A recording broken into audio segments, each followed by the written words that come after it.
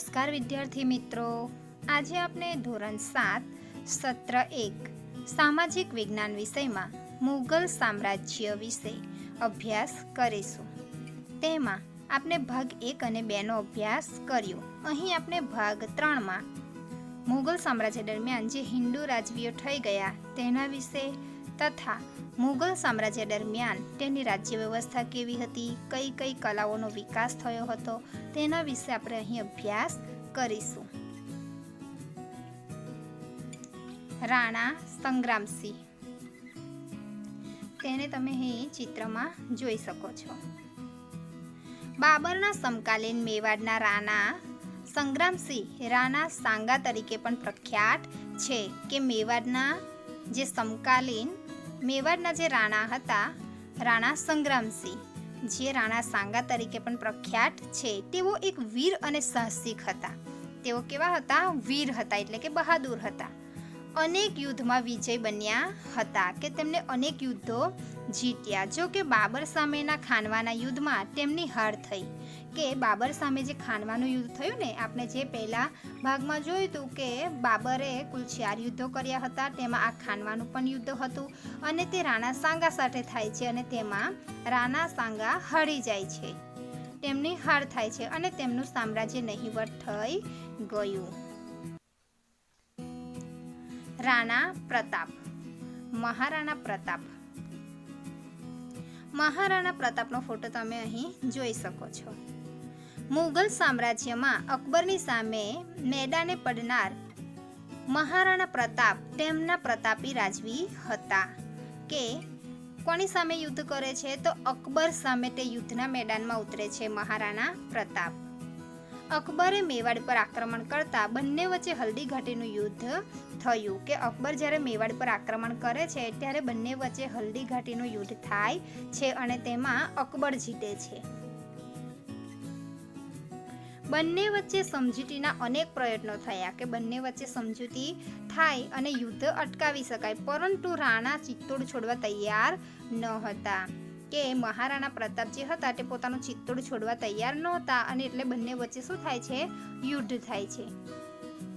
ઈસવીસન 1567માં હલ્દી ઘાટીના પરાજય બાદ રાણા પ્રતાપ ગોગુંદામાં રાજધાની લઈ ગયા અને જીવનના અંત સુધી યુદ્ધ કરતા રહ્યા. કે તેમને પોતાની રાજધાની બદલી નાખી 1567માં અને તે જીવ્યા ત્યાં સુધી યુદ્ધ કરતા રહ્યા.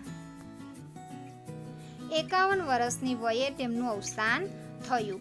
કે તે 51 વર્ષના થયા ત્યારે તે મૃત્યુ પામ્યા હતા. હવે જોઈએ વીર દુર્ગાદાસ રાઠોડ. વીર દુર્ગાદાસ રાઠોડ મારવાડના શાસક જયવંતસિંહના મંત્રી અશકરણ રાઠોડના પુત્ર હતા. કોના પુત્ર હતા? અશકરણના પુત્ર હતા. તેમની તુલના રાણા પ્રતાપ સાથે કરવામાં આવે છે. જે આપણે મહારાણા પ્રતાપ વિશે જોયા ને, તો જે દુર્ગાદાસ હતા તેમની તુલના પણ મહારાણા પ્રતાપ સાથે કરવામાં આવે છે. ઔરંગઝેબના સમયમાં તેમને તેનું અધિપત્ય સ્વીકાર્યું નહોતું. કે ઔરંગઝેબના સમયની અંદર તેમને પોતાનું અધિપત્ય સ્વીકાર્યું ન હતું. હવે છે છત્રપતિ શિવાજી. ભારતના મહાનતમ રાજ્યોમાં સ્થાન પામનાર છત્રપતિ શિવાજી મરાઠા સામ્રાજ્યના સ્થાપક હતા. છત્રપતિ શિવાજી મહારાજ તે કયા સામ્રાજ્યના સ્થાપક હતા? મરાઠા સામ્રાજ્યના સ્થાપક હતા.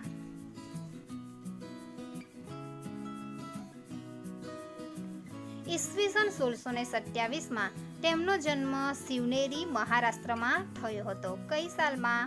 તો ઈસવીસન 1627માં શિવનેરીમાં, એટલે કે મહારાષ્ટ્ર રાજ્યની અંદર તેમનો જન્મ થયો હતો. તેમની માતા જીજાબાઈ, પિતા શાહજી અને ગુરુ સામર્થ રામદાસ અને દાદા કોંડદેવનો વ્યાપક પ્રભાવ હતો. કે શિવાજીના જીવન પર કોનો સૌથી વધારે પ્રભાવ રહ્યો હતો? તો માતા જીજાબાઈ, પિતા શાહજી, ગુરુ સામર્થ રામદાસ અને દાદા જે કોંડદેવ હતા તેમનો ખૂબ જ પ્રભાવ રહ્યો હતો. મરાઠા રાજ્યનો વિસ્તાર કરવા 40થી પણ વધારે કિલ્લા જીત્યા હતા. છત્રપતિ શિવાજીએ શું કર્યું હતું કે મરાઠા રાજ્યનું સામ્રાજ્ય વિસ્તાર વધારવા માટે તેમને 40 કરતાં પણ વધારે કિલ્લા જીત્યા.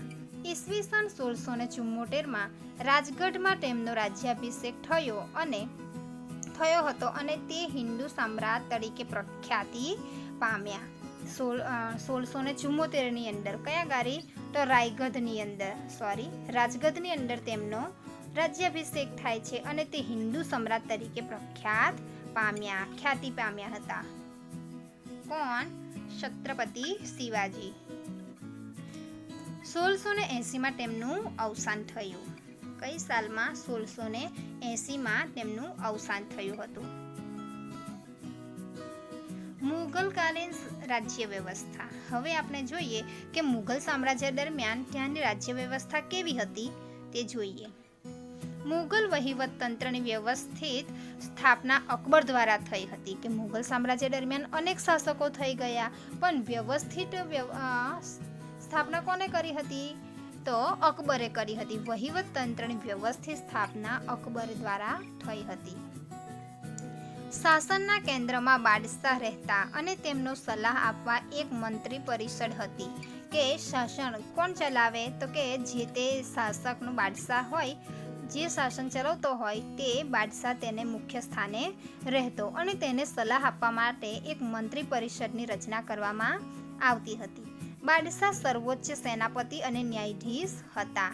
કે બધા જ સેનાનો એક મુખ્ય વડો સેનાપતિ હોય તે બાદશાહ રહેતો અને આખા જે રાજ્યની અંદર તે પોતે એક ન્યાયનો એક મુખ્ય વડો પણ ગણાતો.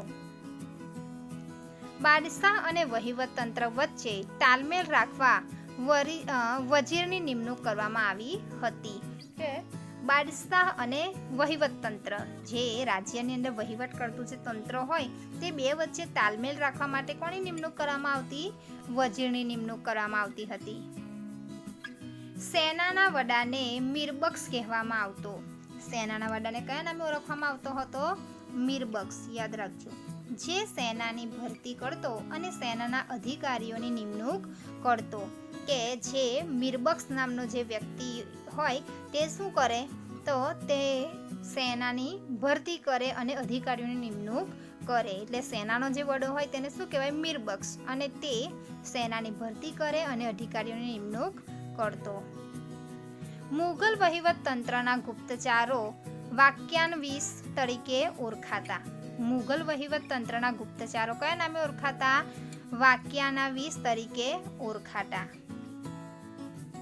સમ્રાટની અંગત જરૂરિયાતોનું ધ્યાન રાખવા મીર-એ-સામાન નામનો વિભાગ હતો. હવે સમ્રાટનો જે અંગત જરૂરિયાતો હોય તેના માટે એક અલગ વિભાગ રાખવામાં આવ્યો હતો અને તે મીર-એ-સામાન નામનો વિભાગ, તેને મીર-એ-સામાન તરીકે ઓળખવામાં આવતો, જે સરકારી કારખાનાઓનો વડો હતો.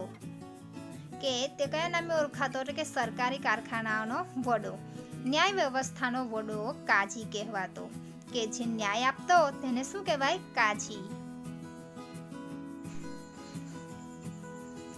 મહેસૂલી વ્યવસ્થા.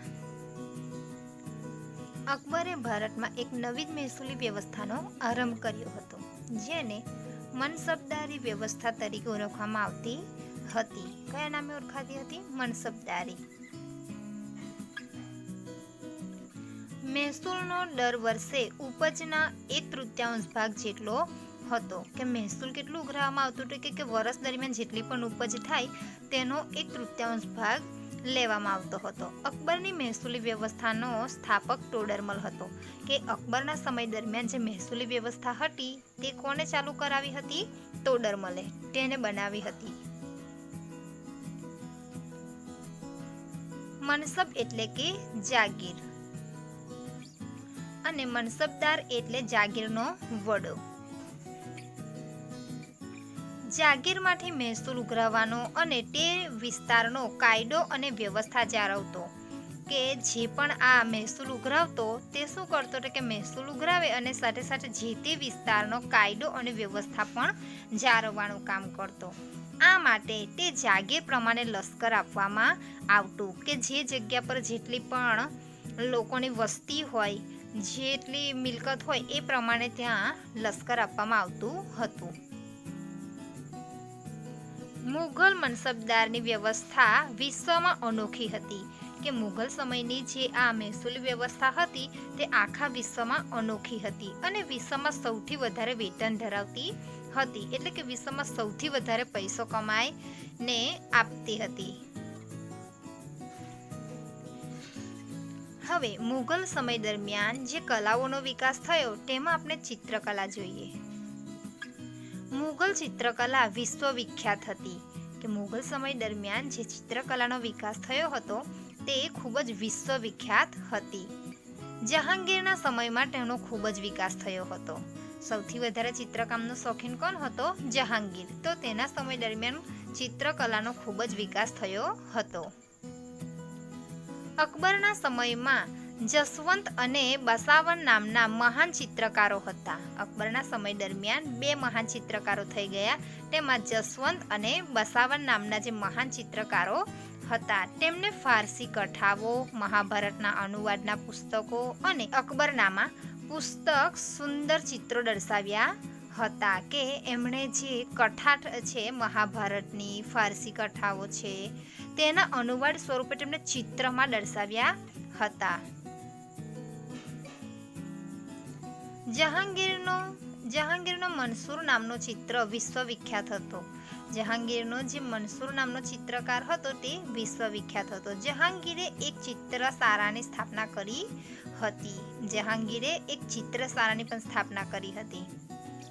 આ સમયે રાજસ્થાન, ગુજરાત, પંજાબ, હિમાચલ પ્રદેશ અને દક્ષિણના રાજ્યોમાં પણ ચિત્રકલાનો વિકાસ થયો હતો, કે એ સમય દરમિયાન વિવિધ રાજ્ય જેમાં રાજસ્થાન, ગુજરાત, પંજાબ, હિમાચલ પ્રદેશ અને દક્ષિણના રાજ્યમાં પણ ચિત્રકલાનો વિકાસ થયો હતો.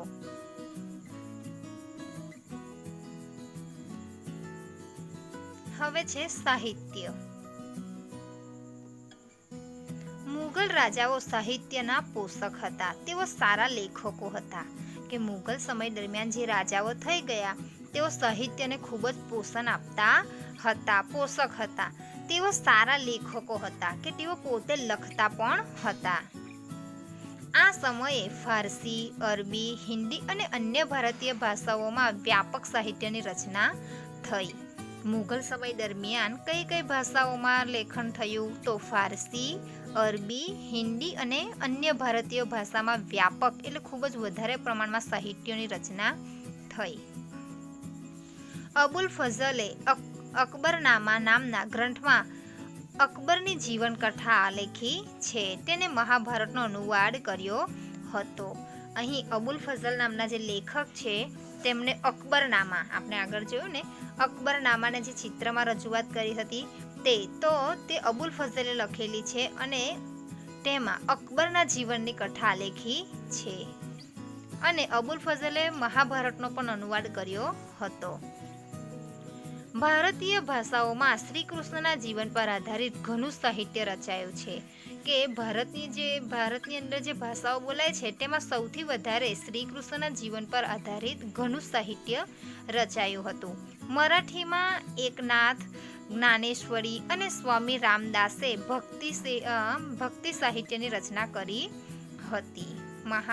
મરાઠી ભાષાઓમાં પણ અનેક સાહિત્ય લખાયું છે. હવે જોઈએ સંગીત. અકબર સંગીતનો જ્ઞાતા હતો.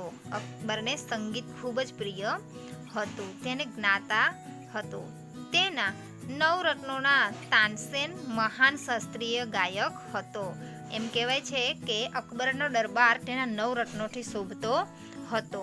તેમાં એક મહાન સંગીતકાર પણ હતો જે તાનસેન હતો. તે શાસ્ત્રીય સંગીત જેને અનેક રાગો ઉપર રચના કરી હતી, કે તાનસેને અનેક રાગો ઉપર પોતાની રચના કરી હતી.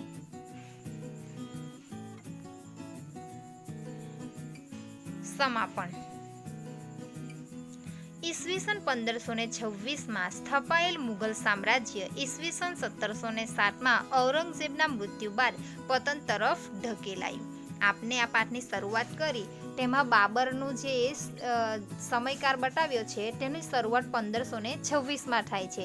તો 1526થી લઈને જે શરૂઆત થઈ તે 1707 તે કોનો સમયકાળ બતાવ્યો છે? ઔરંગઝેબનો. તો ઔરંગઝેબના મૃત્યુ થયું ત્યારે તે મુઘલ સામ્રાજ્યનું શું થાય છે? પતન તરફ ધકેલાય છે.